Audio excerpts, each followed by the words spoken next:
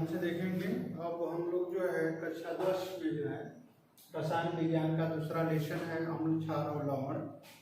उसमें उदासीनीकरण अभिक्रिया के बारे में एक बार और हम पढ़ देते हैं। उदासीनीकरण अभिक्रिया क्या होती है और उदासीनीकरण ऊष्मा क्या होती है, दोनों के बारे में एक साथ हम अध्ययन करेंगे। तो ध्यान देने की बात यह है कि उदासीनीकरण अभिक्रिया किसे कहते हैं। 1 ग्राम तुल्यांक अम्ल और 1 ग्राम तुल्यांक क्षार की परस्पर क्रिया कराने से जो उत्पाद बनते हैं, और उत्पाद में बनेगा कौन, लवण और जल बनते हैं। यानी 1 ग्राम तुल्यांक अम्ल और 1 ग्राम तुल्यांक क्षार की परस्पर क्रिया कराने से लवण और जल बनते हैं। इस अभिक्रिया को हम क्या कहते हैं, उदासीनीकरण अभिक्रिया कहते हैं। जैसे अगर हम बात करें, ये आपका NaOH है, 1 ग्राम तुल्यांक क्षार हो गया, और ये आपका NaCl है, ये आपका 1 ग्राम तुल्यांक अम्ल हो गया। इनकी अगर परस्पर क्रिया करा दिया जाए तो क्रिया के परिणाम स्वरूप ये आपका NaCl और क्या बनता है, H2O बनता है। और इस अभिक्रिया को हम क्या कहेंगे, उदासीनीकरण अभिक्रिया कहते हैं। इसमें ये जो बनने वाला उत्पाद है, एक जो है लवण है और एक क्या है, जल है। इसमें जो है लवण और जल का निर्माण होता है। अब ध्यान देने की बात यह है कि अम्ल और क्षार की परस्पर क्रिया कराने के बाद जो ऊष्मा उत्पन्न होती है, जो ऊष्मा निकलती है, जो ऊष्मा निर्मुक्त होती है, उस ऊष्मा को हम क्या कहते हैं, उदासीनीकरण ऊष्मा कहते हैं। यानी कि उदासीनीकरण अभिक्रिया के परिणाम स्वरूप जो ऊष्मा उत्सर्जित होती है, उस ऊष्मा की मात्रा को हम क्या कहते हैं, उदासीनीकरण ऊष्मा कह देते हैं। अब थोड़ा सा ध्यान से देखेंगे, उदासीनीकरण ऊष्मा के बाद आपका है हाइड्रोजन आयन सांद्रण। हाइड्रोजन आयन सांद्रण क्या होता भाई,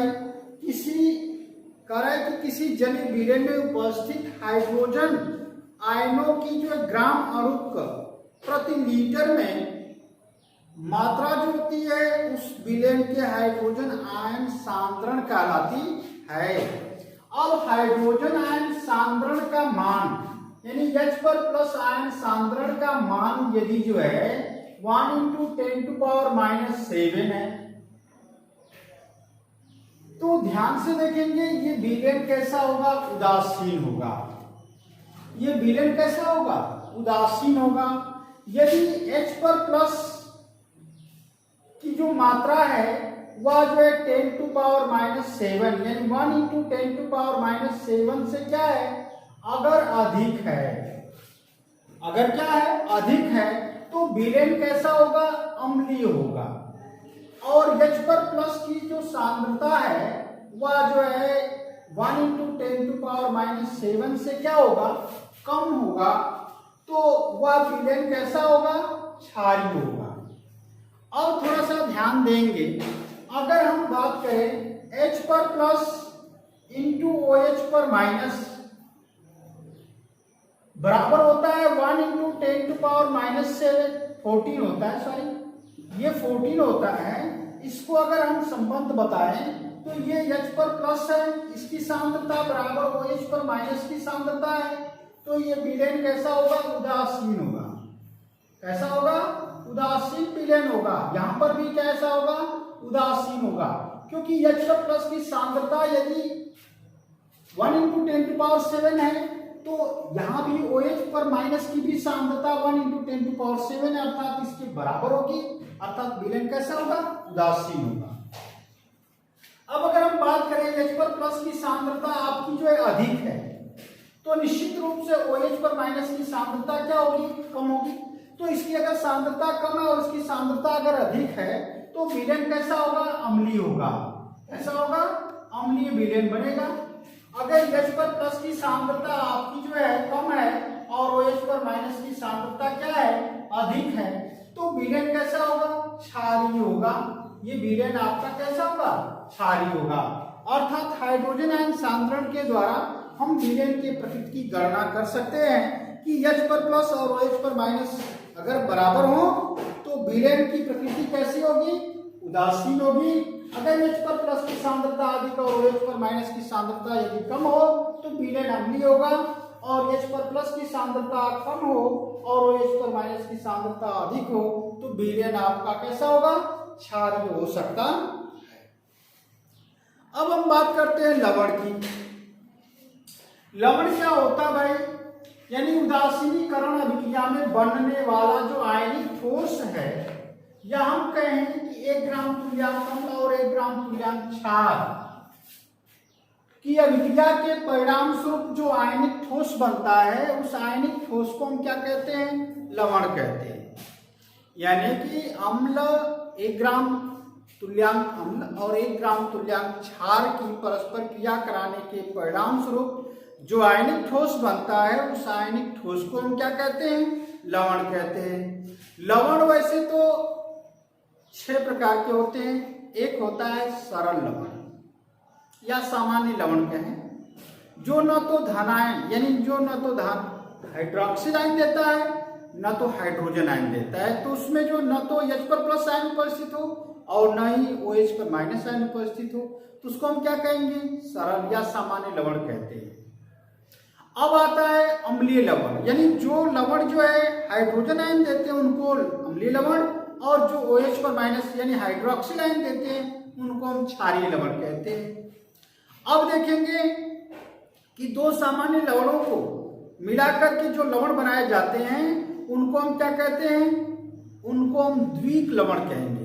दो सामान्य लवणों को बना यानी मिला दिया जाए और मिलाकर के कोई यदि लवण बनाया जाता है तो उसको हम क्या कहते हैं, द्विक लवण कहते हैं।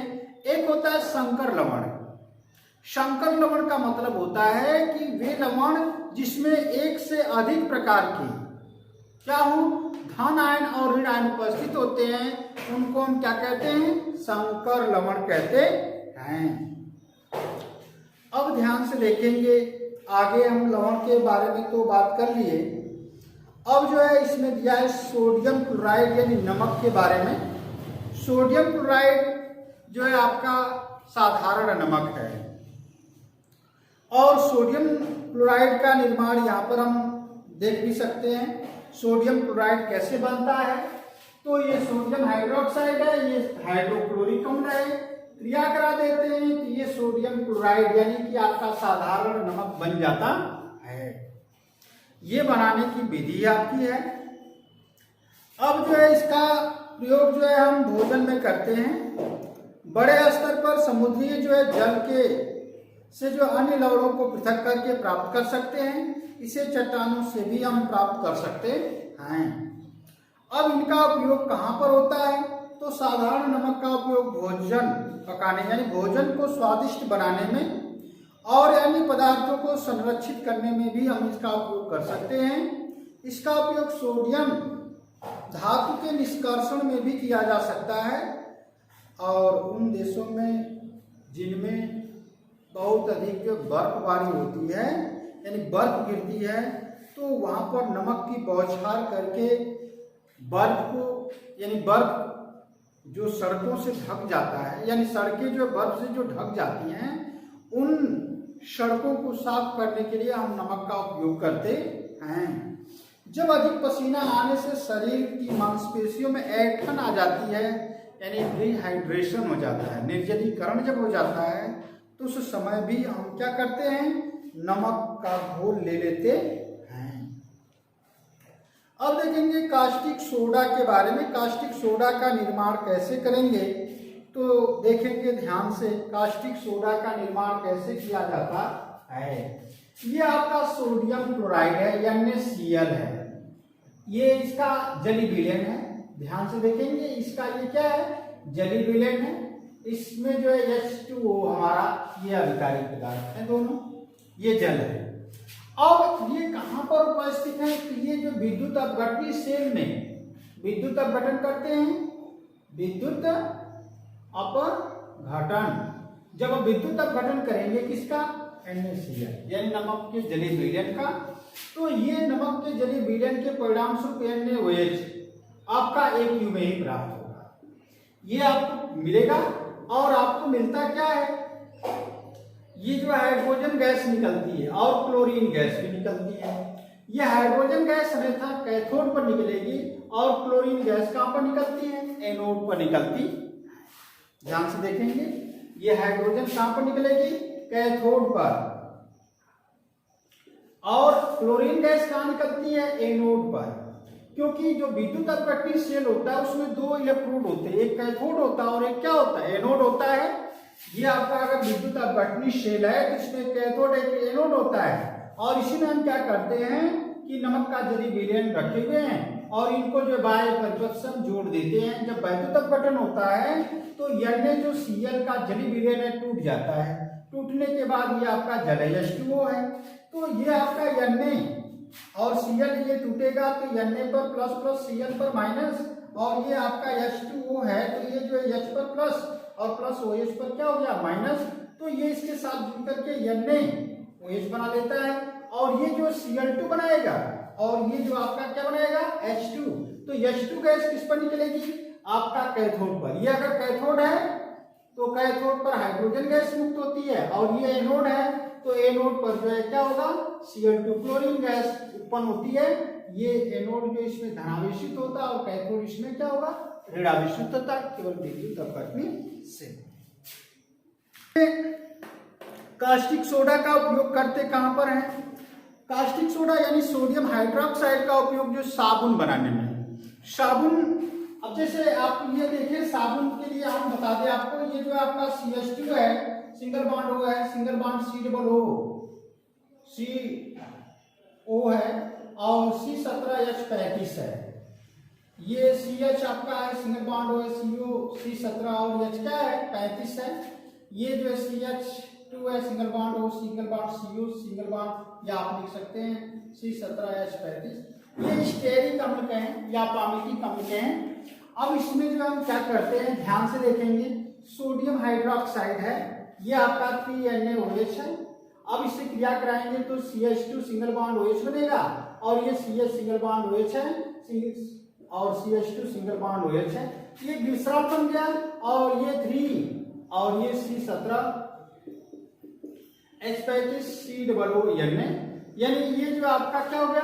साबुन बन जाता है। यानी साबुन और सोडा, यानी जिसको आप कहते हैं धावन सोडा बनाने के या अपमार्जक बनाने में हम सोडियम हाइड्रोक्साइड का उपयोग कर सकते हैं। अब देखेंगे कृत्रिम रेशे जैसे कागज निर्माण, बॉक्साइट, ऐश के उदासीनीकरण, तेल शोधन और रंजकों और विरंजकों के निर्माण में भी हम इनका उपयोग करते हैं। अब देखेंगे विरंजक चूर्ण। विरंजक चूर्ण क्या होता है भाई? विरंजक चूर्ण में आप देखेंगे, विरंजक चूर्ण मतलब ब्लीचिंग पाउडर।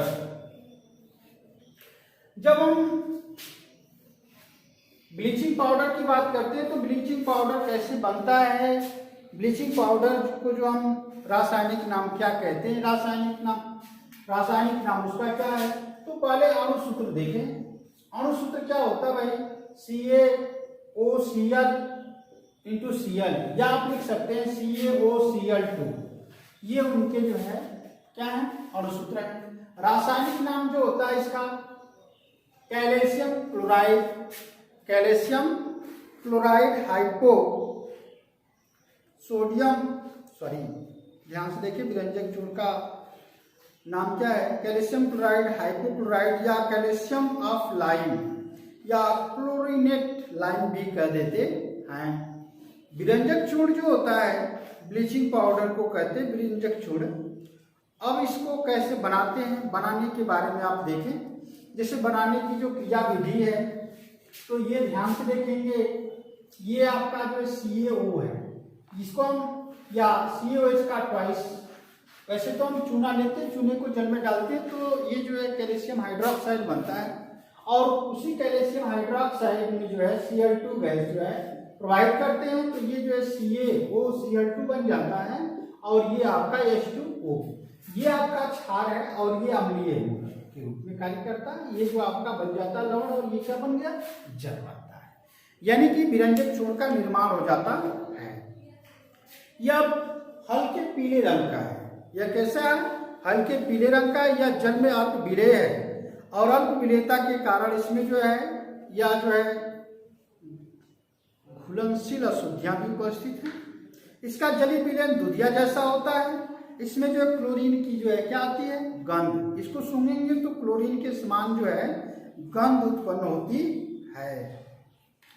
अब देखेंगे जैसे हम विरंजक चूर्ण को गर्म करते हैं तो क्या अभिक्रिया देता है। रासायनिक गुणों के बारे में अगर देखें तो ये हमारा विरंजक चूर्ण है, CaO है, Cl2 है। अगर इसको हम गर्म करें तो गर्म करने के परिणाम स्वरूप ये आपका गलती है H2O।